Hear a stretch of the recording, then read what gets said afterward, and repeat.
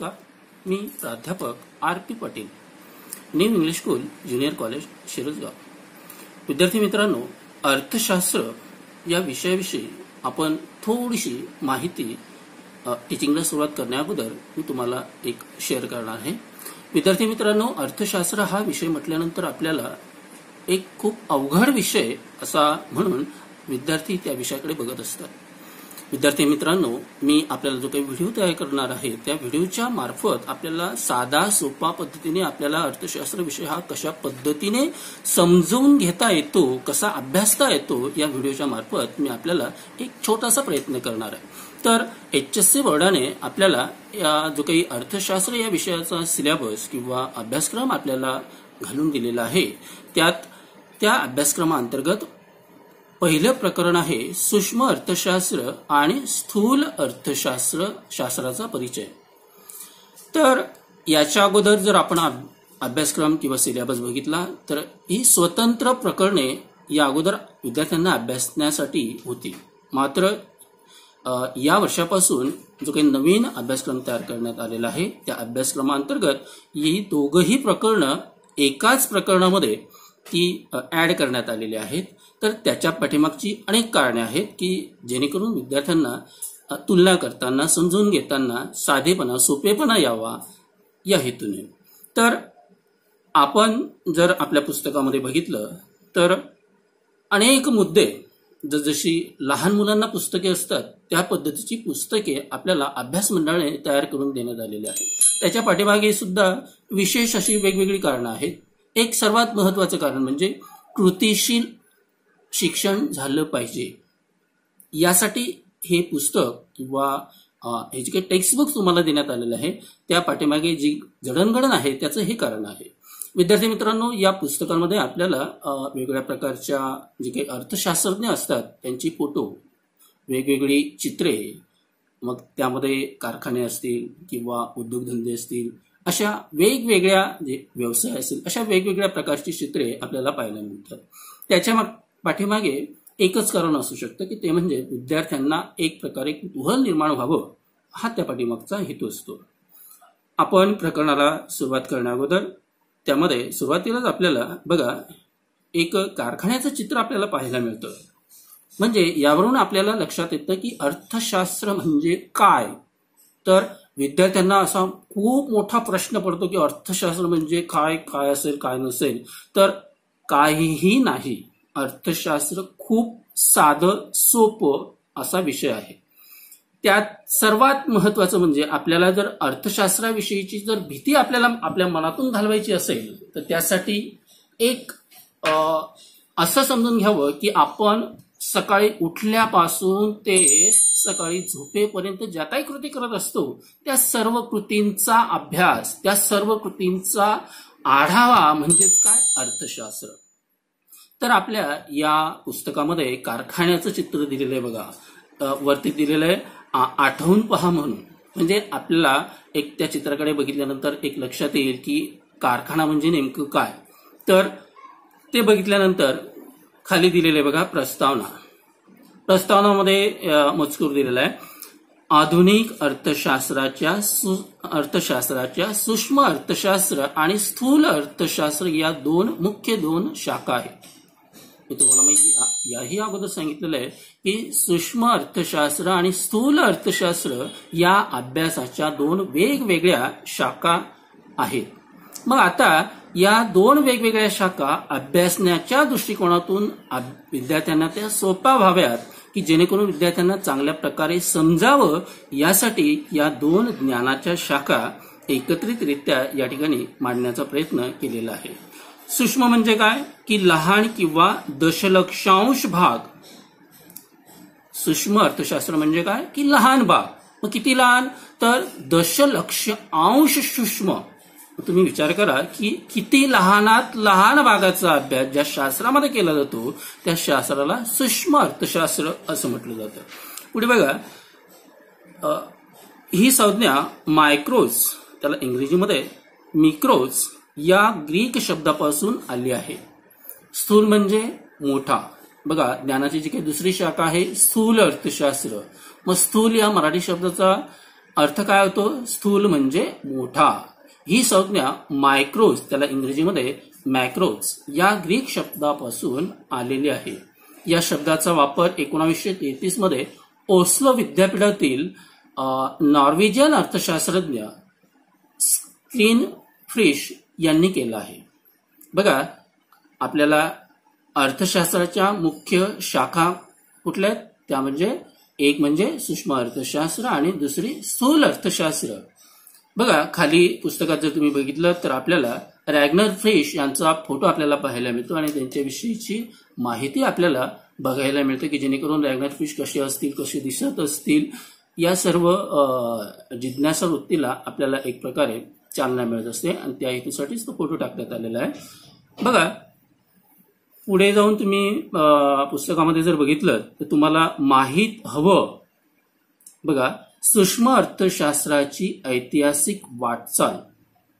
बघा, आपल्याला प्रत्येक गोष्ट ज्या वेळेला आपल्या समोर नवीन येत असते त्यावेळेला आपल्याला तिचा भूतकाळ जर लक्षात असेल तर आपल्याला ती गोष्ट अधिकची समजत असते, चांगल्या पद्धतीने समजत असते. म्हणून अर्थशास्त्रामध्ये तुम्हाला माहीत हवं यासाठी सूक्ष्म अर्थशास्त्राची ऐतिहासिक वाटचाल काय आहे? तर बघा, सूक्ष्मलक्षी आर्थिक विश्लेषण प्रथम विकसित केले असून एक पारंपरिक दृष्टिकोन आहे. या विश्लेषण पद्धतीचा प्रारंभ सनातनवादी अर्थशास्त्रज्ञांच्या कालखंडात झालेला दिसतो. यात ॲडम स्मिथ, डेव्हिड रिकार्डो, जे.एस. मिल इत्यादींचा समावेश होतो. बघा, अर्थशास्त्राच्या एक प्रकारे अभ्यासनाच्या दृष्टिकोनातून अर्थशास्त्रज्ञांचे दोन प्रकारामध्ये वर्गीकरण आपल्याला पाहायला मिळतं. एक म्हणजे सनातनवादी अर्थशास्त्रज्ञ आणि दुसरी म्हणजे नवसनातनवादी अर्थशास्त्रज्ञ. आपल्याला याच ठिकाणी बघायला मिळतं की सनातनवादी अर्थशास्त्रज्ञ म्हणजे काय? तर खूप पूर्वीचे की ज्यांनी अर्थशास्त्राला एक आर्थिक विश्लेषण देण्याचं स्वरूप ज्यांनी आणून दिलं त्यांना सनातनवादी अर्थशास्त्रज्ञ असं म्हटलं जातं. मग यामध्ये कोणकोणत्या अर्थशास्त्रज्ञांचा समावेश होतो? तर त्यात एक म्हणजे ॲडम स्मिथ, डेव्हिड रिकार्डो आणि जे.एस. मिल. मग आता नवसनातनवादी अर्थशास्त्रज्ञ म्हणजे नेमके कोणते? तर डॉक्टर मार्शल यांनी सूक्ष्मलक्षी आर्थिक विश्लेषण लोकप्रिय करण्याचे काम केले आहे. प्राध्यापक मार्शल यांच्या अर्थशास्त्राची मूल तत्वे हा ग्रंथ 1890 मध्ये प्रकाशित झाला. इतर अर्थशास्त्रज्ञ जसे पिगो, जे.एस. हिक्स, प्राध्यापक सॅम्युएल्सन, श्रीमती जॉन रॉबिन्सन इत्यादी शास्त्रज्ञांनी सूक्ष्म अर्थशास्त्राच्या विकासात मोलाचे योगदान केलेले दिसते. हे झालं सूक्ष्म अर्थशास्त्राची ऐतिहासिक वाटचाल. त्याच पद्धतीने स्थूल अर्थशास्त्राची ऐतिहासिक वाटचाल ही ज्ञानाची दुसरी शाखा म्हणजे स्थूल अर्थशास्त्र. बघा, सूक्ष्म अर्थशास्त्राच्या उत्क्रांती अगोदर म्हणजेच काय? स्थूल अर्थशास्त्राचा उगम, स्थूल अर्थशास्त्राचा जन्म हा सूक्ष्म अर्थशास्त्राच्या अगोदर झालेला आपल्याला पाहायला मिळतो. या वाक्यावरून असं आपल्याला लक्षात येतं. बघा, 16व्या-17व्या शतकात व्यापारवादी विचारवंतांनी राष्ट्रीय उत्पन्न आणि संपत्ती या संकल्पनेचे विवेचन केले आहे. 18व्या शतकात निसर्गवादी विचारवंतांनी सुद्धा राष्ट्रीय उत्पन्न आणि संपत्ती या संकल्पनेचे विश्लेषण केलेले आहे. तसेच शासनाला ज्या शिफारशी केल्या व धोरणे सुचवली ती स्थूल अर्थशास्त्राच्या आधारावर होती. तसेच सनातनवादी अर्थशास्त्रज्ञ प्राध्यापक ॲडम स्मिथ, प्राध्यापक रिकार्डो, प्राध्यापक जे.एस. मिल यांनी या स्थूल अर्थशास्त्राला एक पद्धतीने नवीन असं रूप देण्याचं काम या अर्थशास्त्रज्ञांनी, नवसनातनवादी अर्थशास्त्रज्ञांनी केलेलं आपल्याला दिसून येतं. बघा, दुसऱ्या पेजवर बघा, सूक्ष्म अर्थशास्त्राचा अर्थ. आता ज्ञानाच्या ह्या दोन शाखा, सूक्ष्म अर्थशास्त्र आणि स्थूल अर्थशास्त्र, या ज्ञानाच्या दोन शाखांचा ऐतिहासिक वाटचाल आपण बघितल्यानंतर पुढे आपल्याला सूक्ष्म अर्थशास्त्राचा नेमका अर्थ काय आहे, सूक्ष्म अर्थशास्त्र म्हणजे नेमकं काय याचं ज्ञान आपल्याला असलं तरच आपल्याला पुढची जी काही इमारत आहे ती इमारत आपल्याला चांगल्या पद्धतीने समजून घेता येऊ शकते. त्यासाठी नेमकं सूक्ष्म अर्थशास्त्र म्हणजे नेमकं काय हे जर आपल्याला कळालं तर त्या पायावर आधारित इमारत ही चांगल्या पद्धतीने भक्कमपणे उभी राहू शकते. म्हणून सूक्ष्म अर्थशास्त्र एक त्याचं ज्ञान त्याचा अर्थ आपल्याला समजून घेणं हे सर्वात आग्रहाचं आहे. त्यामुळे हा ज्ञानाचा जो काही पाया आहे, हा सूक्ष्म अर्थशास्त्राचा जो काही पाया आहे, म्हणजे ही व्याख्या ही आपल्याला खूप चांगल्या पद्धतीने समजली तरच आपल्याला अर्थशास्त्र म्हणजे नेमकं काय, त्यामध्ये काय असतं काय नसतं या गोष्टींचा अभ्यास आपल्याला करताना खूप सुलभ होत असतं. सूक्ष्म म्हणजे वस्तूचा लहान किंवा भाग किंवा हिस्सा होय. सूक्ष्म अर्थशास्त्र राष्ट्रीय अर्थव्यवस्थेच्या लहान भागाशी संबंधित आहे.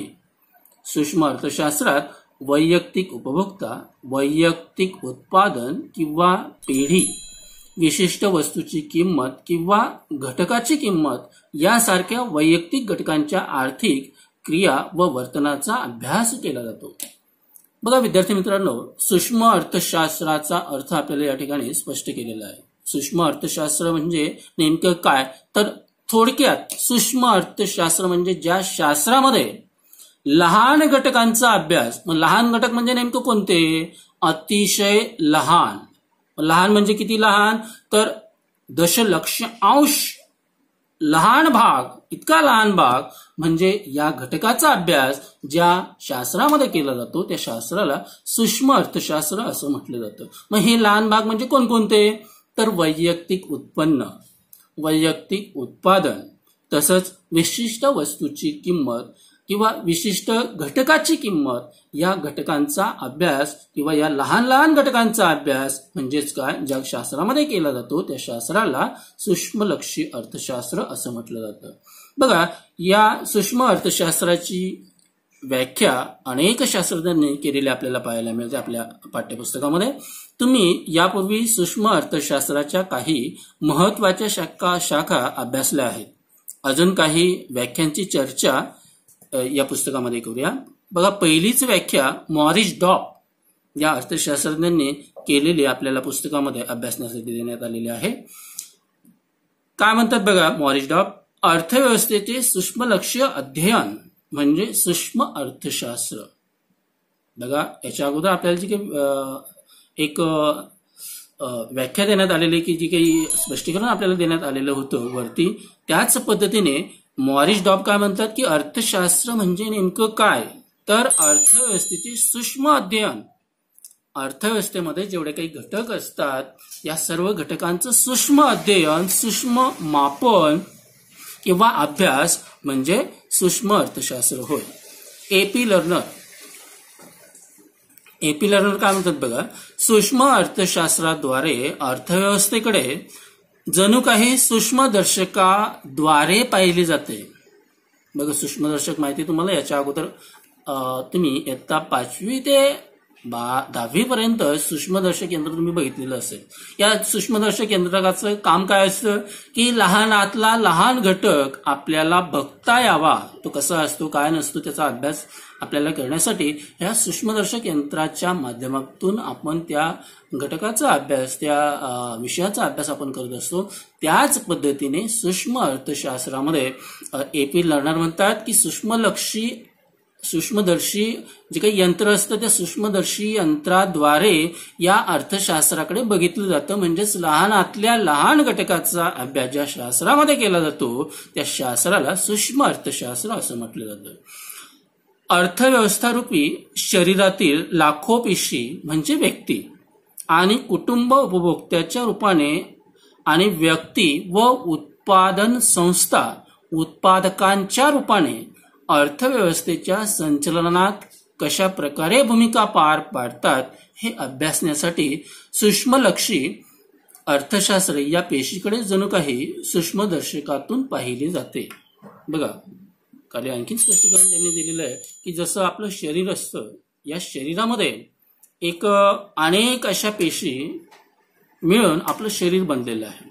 मग एक पेशी जर आपण तिचा अभ्यास करायचं म्हटलं तर आपल्याला पूर्ण शरीराचा अभ्यास करत असताना आपल्याला एक पेशीचा सुद्धा अभ्यास आपल्याला करावा लागत असतो. हा एक पेशीचा अभ्यास म्हणजे काय की सूक्ष्मलक्षीदर्शकाप्रमाणे एखाद्या घटकाचा अभ्यास आपल्याला जसा अर्थशास्त्रामध्ये करावा लागतो सूक्ष्मदर्शक यंत्राद्वारे, जसं आपण एखाद्या घटकाचा अभ्यास करत असतो त्याच पद्धतीने एका शरीराची रचना ज्या पद्धतीने केलेली असते त्या शरीरातील एका पेशीचा अभ्यास करणं म्हणजेच सूक्ष्मलक्षी अर्थशास्त्र. म्हणजे आपल्याला यावरून एक लक्षात येईल की लहानातला लहान घटकाचा अभ्यास करणं म्हणजेच सूक्ष्मलक्षी अर्थशास्त्र होय. बघा मित्रांनो, पुढे दिलेलं आहे सूक्ष्म अर्थशास्त्राची व्याप्ती. आता एक तक्ता त्या ठिकाणी देण्यात आलेला आहे. त्या तक्त्याच्या माध्यमातून आपल्याला या सूक्ष्म अर्थशास्त्राची व्याप्ती 3 मुद्द्यांमध्ये आपल्याला स्पष्ट केलेली दिसून येत असते. पहिला मुद्दा म्हणजे काय की वस्तूची किंमत, निश्चितीचे सिद्धांत. दुसरा उत्पादन घटकांच्या किंमत निश्चितीचा सिद्धांत. तिसरा आहे आर्थिक कल्याणाचे सिद्धांत. आणि तदनंतर या जे काही 3 शाखा आहेत, 3 घटक त्यांनी त्या ठिकाणी अभ्यासण्यासाठी केलेले आहेत, त्यांचे स्पष्टीकरण पुढे दिलेलं आहे. बघा, वस्तूंच्या किंमत निश्चितीचा सिद्धांत यामध्ये मागणीचे विश्लेषण आणि पुरवठ्याचे विश्लेषण या 2 घटकांचा अभ्यास आपल्याला पाहायला मिळतो. उत्पादन घटकांचे किंमत निश्चितीचे सिद्धांत, त्यामध्ये जे काही उत्पादनाचे घटक असतात, खंड, वेतन, व्याज आणि नफा, हे 4 महत्वाचे उत्पादनाचे घटक आणि त्यांना मिळणारा जो काही मोबदला असतो त्यांचा अभ्यास. मग त्यामध्ये उत्पादन क्षेत्रातील कार्यक्षमता असेल, उपभोग क्षेत्रातील कार्यक्षमता असेल आणि एकूण आर्थिक कार्यक्षमता. आणि तिसरा जो काही घटक आहे आर्थिक कल्याणाचे सिद्धांत, त्यामध्ये आपल्याला एकूण आर्थिक कार्यक्षमता यांचा अभ्यास आपल्याला या ठिकाणी करायचा आहे. पहिलाच घटक आहे वस्तूच्या किंमत निश्चितीचे सिद्धांत.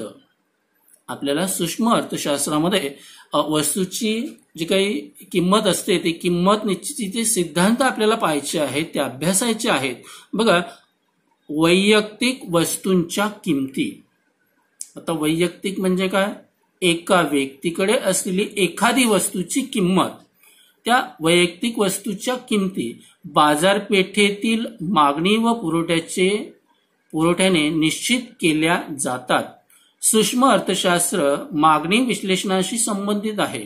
ते वैयक्तिक उपभोक्त्याचे वर्तन आणि वैयक्तिक उत्पादन घटकांचे वर्तन म्हणजे वैयक्तिक उत्पादन घटकांच्या वर्तनाशी संबंधित आहे.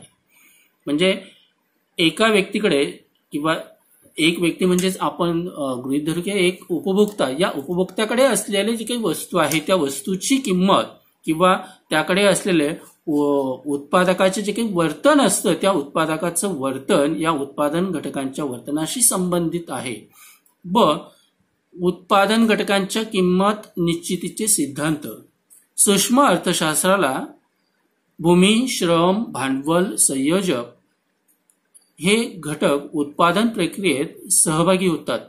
सूक्ष्म अर्थशास्त्र भूमीला खंड, श्रमाला वेतन, भांडवलाला व्याज आणि संयोजकाला नफा, म्हणजे या एक प्रकारे जे काही उत्पादनाचे घटक असतात, 4 घटक असतात, या उत्पादनाच्या 4ही घटकांना जो काही मोबदला दिला असतो त्यामध्ये भूमीला खंड मिळत असतो, श्रमाला वेतन मिळत असतं, श्रमिकाला वेतन मिळत असतं, भांडवलावर व्याज मिळत असतं आणि संयोजकाला नफा मिळत असतो. या मोबदल्यांची निश्चिती कशा पद्धतीने केलेली असते, कशा पद्धतीने करावी लागते, याची निश्चिती करण्यास मदत हे घटक करत असतात. आहे आर्थिक कल्याणाचे सिद्धांत. आर्थिक कल्याणाचा अभ्यास हा प्रामुख्याने साधन सामग्रीच्या कार्यक्षम वाटपाशी संबंधित आहे. जर साधन सामग्रीच्या झालेल्या वाटपामुळे संपूर्ण समाजाला महत्तम समाधान प्राप्त होत असेल तर वाटप कार्यक्षम असे झाले पाहिजे. साधनांच्या कार्यक्षम वाटपामुळे समाजाचे जास्तीत जास्त आर्थिक कल्याणाचे उद्दिष्ट साध्य होते. दुसऱ्या शब्दात आर्थिक कार्यक्षमतांचा अभ्यास यात होतो. आर्थिक कार्यक्षमतांचा विचार 3 प्रकारे केला जातो. एक म्हणजे उत्पादन क्षेत्रातील कार्यक्षमता, 2 उपभोगाच्या क्षेत्रातील कार्यक्षमता, 3 एकूण आर्थिक कार्यक्षमता. या पद्धतीने आपल्याला हे जे काही विश्लेषण आपल्याला या ठिकाणी देण्यात आलेलं आहे ते म्हणजे सूक्ष्म अर्थशास्त्राची व्याप्ती. एक पद्धतीने आपल्याला सूक्ष्म अर्थशास्त्रामध्ये काय काय अभ्यासावं लागतं याचा एक आढावा या ठिकाणी आपल्याला पाहायला मिळत असतो. कार्यक्षमता म्हणजे उपलब्ध साधन सामग्रीच्या मदतीने जास्तीत जास्त उत्पादन घडवून आणणे. उपभोगाच्या क्षेत्रातील कार्यक्षमता संपूर्ण समाजाचे जास्तीत जास्त समाधान होईल या अशा पद्धतीने उत्पादित वस्तू व सेवांचे लोकांमध्ये वितरण होणे. एकूण आर्थिक कार्यक्षमता लोकांना सर्वाधिक प्राधान्याच्या हव्या असणाऱ्या वस्तूंचे उत्पादन होणे. बघा आपल्याला एक या मुद्द्यांवरून एक लक्षात येतं की अर्थव्यवस्थेचा अभ्यास करत असताना अर्थव्यवस्थेमध्ये जे काही घटक असतात, वस्तूंच्या किमती असेल, उत्पादन घटकांच्या किमती असतील, त्या योग्य पद्धतीने कशा पद्धतीने त्या योग्य व्यक्तीपर्यंत पोहोचल्या पाहिजेत, वस्तूची किंमत कशी ठरत असते, त्याच पद्धतीने उत्पादन हे उपभोक्त्यापर्यंत योग्य किमतीमध्ये कशा पद्धतीने गेलं पाहिजे याचं विवेचन आपल्याला पाहायला मिळत असतं. जी काही देशामध्ये उपलब्ध साधन सामग्री असते त्या साधन सामग्रीचा पर्याप्त वापर आपण एक चांगल्या पद्धतीने केला पाहिजे हेच आपल्याला या मुद्द्यांवरून लक्षात येत असतं. त्याच पद्धतीने एकूण आर्थिक कार्यक्षमता आणि लोकांची जी काही आर्थिक कार्यक्षमता असते ती आर्थिक कार्यक्षमता एक चांगली व्हावी, त्यातूनच वस्तूंचं उत्पादन होणं आवश्यक असतं. या कार्यक्षमता साध्या करण्याच्या दृष्टीने आवश्यक असणाऱ्या अटींचे विवेचन सूक्ष्मलक्ष्य अर्थशास्त्रात केले जाते. सूक्ष्मलक्ष्य अर्थशास्त्राचा अभ्यास हे प्रामुख्याने किंमत सिद्धांत, साधन सामग्रीचे वाटप यांच्याशी संबंधित आहे. सूक्ष्म अर्थशास्त्र या शाखेत संपूर्ण अर्थव्यवस्थेशी संबंधित समग्र परिणामांचा अभ्यास केला जात नाही. या शाखेत बेकारी, दारिद्र्य, उत्पन्नाची विषमता यासारख्या राष्ट्रीय पातळीवरील आर्थिक समस्यांचा अभ्यास केला जात नाही. आर्थिक वृद्धीचे सिद्धांत, व्यापार चक्राचे सिद्धांत, मौद्रिक व राज्य वित्तीय धोरणे इत्यादींचा अभ्यास सूक्ष्म अर्थशास्त्राच्या कक्षेबाहेर आहे. म्हणजेच या ठिकाणी एका लहानातल्या लहान सूक्ष्म घटकाचाच अभ्यास सूक्ष्मलक्ष्य अर्थशास्त्रामध्ये केला जात असतो आणि इतर घटकांचा जो काही अभ्यास आहे तो म्हणजे दारिद्र्य असेल, उत्पन्नाची विषमता असेल, त्याच पद्धतीने अर्थव्यवस्थेतील ज्या काही आर्थिक समस्या असतात या राष्ट्रीय पातळीवरील आर्थिक समस्यांचा अभ्यास सुद्धा सूक्ष्म अर्थशास्त्रात केला जात नसून तो एक जे काही ज्ञानाची दुसरी शाखा आपल्याला अभ्यासनासाठी देण्यात आलेली आहे ती म्हणजे स्थूल अर्थशास्त्र. या स्थूल अर्थशास्त्रामध्ये त्याचा अभ्यास केलेला आपल्याला दिसून येत असतो. बघा पुढचा मुद्दा आहे सूक्ष्म अर्थशास्त्राची वैशिष्ट्ये. पहिलं वैशिष्ट्य आहे वैयक्तिक घटकांचा अभ्यास. ही सूक्ष्म अर्थशास्त्राची जी वैशिष्ट्य आहेत ती अभ्यासल्यानंतर आपल्याला एक लक्षात येतं की जसं एखादा व्यक्ती असतो त्या एखाद्या व्यक्तीच्या वर्णनावरून आपल्याला तो व्यक्ती कोण आहे हे जसं आपल्या लक्षात येत असतं, त्यावरूनच जसं की उदाहरण दाखल आपण जर म्हटलं की एखादा व्यक्ती आहे तो व्यक्ती कसा दिसतो, काय दिसतो याच्या वर्णनावरून आपण एखाद्या व्यक्तीला सांगत असताना मला काही त्याचं नाव सांगता येत नाही बाबा, मग त्याचं तो कोण असेल, काय असेल हे आपण सांगण्यासाठी आपला एक प्रयत्न असतो की त्याचं तो असा दिसतो, त्याचा भांग असा आहे, तो कपडे असे घालत असतो, यावरून तो समोरचा व्यक्ती तो व्यक्ती कोण असेल याचा गेस करत असतो. त्याच पद्धतीने सूक्ष्म अर्थशास्त्राची जी काही वैशिष्ट्य आहेत या वैशिष्ट्यावरून आपल्याला एक लक्षात येत असतं की सूक्ष्म अर्थशास्त्र म्हणजे नेमकं काय, सूक्ष्म अर्थशास्त्रामध्ये कोणत्या घटकांचा अभ्यास केला जात असतो. वैशिष्ट्य म्हणजे नेमकं काय, वैशिष्ट्य कुठल्याही घटकाची वैशिष्ट्ये जर म्हटली तर आपल्याला त्या घटकाविषयी असलेले एक पार्ट्स, वेगवेगळे पार्ट जे काही असतात त्या पार्ट्स म्हणजेच काय, वैशिष्ट्ये. पहिलंच आहे वैयक्तिक घटकांचा अभ्यास. सूक्ष्म अर्थशास्त्रामध्ये वैयक्तिक घटकांचा अभ्यास केला जात असतो. सूक्ष्म अर्थशास्त्रात विशिष्ट उद्योग संस्था, कुटुंब संस्था, वैयक्तिक किमती यासारख्या लहान वैयक्तिक आर्थिक घटकांच्या वर्तनाचा अभ्यास केला जातो. बघा एखादी उद्योग संस्था, एखादं कुटुंब या एखाद्या लहान लहान घटकांचा अभ्यास ज्या शास्त्रात केला जात असतो त्याला सूक्ष्म अर्थशास्त्र असं म्हटलं जातं. दुसरं वैशिष्ट्य आहे किंमत सिद्धांत. सूक्ष्म अर्थशास्त्र वस्तू व सेवांच्या किंमत निश्चितीशी तसेच उत्पादन घटकांच्या किंमत निश्चितीशी संबंधित आहे. बघा, सूक्ष्म अर्थशास्त्र वस्तू व सेवा यांच्या किमती कशा ठरतात, त्यांचे उत्पादन घटकांच्या किमती कशा निश्चित होतात, या स्वरूपामध्ये सूक्ष्म अर्थशास्त्राला किंमत सिद्धांत असं देखील म्हटलं जातं. म्हणजेच काय, वस्तूची किंमत कशी ठरते, उत्पादन घटकांच्या किमती कशा ठरतात याचं विवेचन आपल्याला या सूक्ष्म अर्थशास्त्रामध्ये बघायला मिळत असतं. म्हणूनच या सूक्ष्म अर्थशास्त्रामध्ये किंमत सिद्धांत या शास्त्रालाच किंमत सिद्धांत असं देखील म्हटलं जातं. तिसरा मुद्दा आहे, तिसरं वैशिष्ट्य आंशिक समतोल. दोन घटकांमधील संतुलन म्हणजे समतोल होय. सूक्ष्मलक्षी अर्थशास्त्रीय विश्लेषण म्हणजे आंशिक समतोलाचे विश्लेषण होय. आंशिक समतोलामध्ये एक उपभोक्ता, एक उत्पादन संस्था, विशिष्ट उद्योग इत्यादी वैयक्तिक आर्थिक घटकांच्या समतोलाचे विश्लेषण केले जाते. आंशिक समतोल विश्लेषण पद्धतीत वैयक्तिक घटकाला इतर आर्थिक घटकांपासून बाजूला काढून त्यांच्या समतोलाचा स्वतंत्रपणे अभ्यास केला जातो. बघा, चौथा मुद्दा आहे विशिष्ट गृहीतकांवर आधारित. सर्वात महत्वाचं वैशिष्ट्य आहे की सूक्ष्म अर्थशास्त्र ही गृहीतकांवर अवलंबून आहे. मग आता गृहीतक म्हणजे काय, की एखादी परिस्थिती गृहीत धरणं, त्यालाच काय म्हटलं जातं, गृहीतक. मग विशिष्ट गृहीतकांवर आधारित, बघा, आपल्याला अर्थशास्त्रामध्ये कोणत्याही प्रकारचा सिद्धांत नियम जर अभ्यासायचा असेल तर त्याला एक विशिष्ट अशी परिस्थिती असते. मग या ठिकाणी तुम्हाला सांगावंसं वाटतं की अर्थशास्त्र म्हणजे नेमकं काय, तर अर्थशास्त्र हे एक शास्त्र आहे. मग अर्थशास्त्राला शास्त्र का म्हटलं जातं, तर त्याचं ज्ञान आपल्याला इयत्ता 11मध्ये मिळालेलं असेलच, तरी सुद्धा मी पुन्हा एक रिपिटेशन म्हणून सांगत असतो की कारण हा मुद्दा जर आपल्याला समजला तर त्यावरच आपलं अर्थशास्त्र हे निगडित आहे.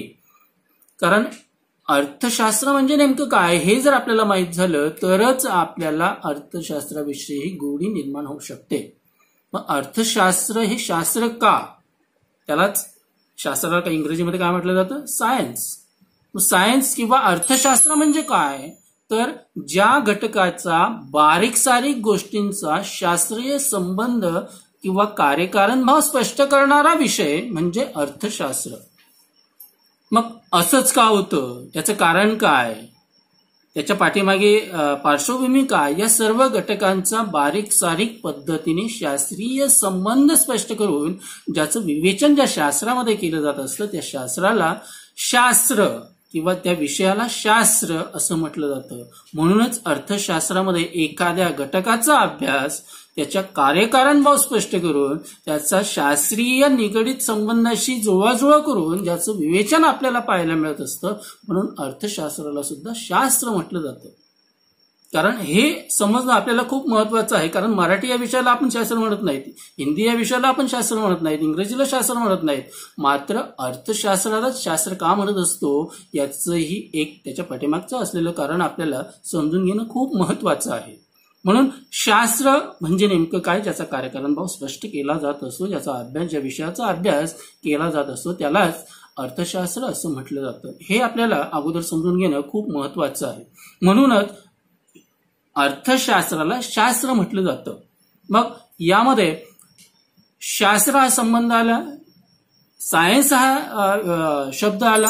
मग सायन्स किंवा शास्त्र म्हणजे काय, की आतापर्यंत आपण 5वी पासून ते 10वी पर्यंत शास्त्र अभ्यासत आहोत. मग त्यामध्ये भौतिकशास्त्र असेल, रसायनशास्त्र असेल, जीवशास्त्र असेल. मग यांना आपण शास्त्र म्हणत होतो. का म्हणत होतो, की कारण आपल्याला त्या ठिकाणी त्या विषयांमध्ये काय आले होते, प्रयोग आलेले होते, बरोबर. मग त्या प्रयोग आपल्याला कुठे उघड्यावर करता येत होते का, कुठे डोंगरामध्ये जाऊन करावे लागत होते का, तर नाही. तर त्या ठिकाणी आपल्याला एक प्रयोगशाळा असावी लागते. म्हणजे 4 भिंतीच्या आत आपल्याला प्रयोग करावे लागत होते. मात्र तुम्ही जर असं म्हणाल की मग अर्थशास्त्रामध्ये अशा पद्धतीचे प्रयोग आहेत का, तर नाही. तर अर्थशास्त्रामध्ये प्रयोग नाहीत. किंवा आपल्याला 4 भिंतीची आड सुद्धा करावे लागत नाहीत. मात्र त्याच पद्धतीने जसं प्रयोगाला 4 भिंती लागतात, विशिष्ट असं वातावरण लागत असतं, विशिष्ट अशी वेगवेगळ्या प्रकारची रसायनं लागत असतात किंवा वेगवेगळ्या प्रकारचं साहित्य लागत असतं, त्याच पद्धतीने आपल्याला अर्थशास्त्रामध्ये लागत नाहीत. मात्र त्या ठिकाणी जे काही नियम घालून दिलेले असतात त्या नियमांना अनुसरूनच आपल्याला शास्त्र हा विषय अभ्यासावा लागत असतो. म्हणून विद्यार्थी मित्रांनो, आपण अभ्यास करणार आहोत. पुढच्या व्हिडिओमध्ये आपण पुन्हा भेटूयात. नमस्कार.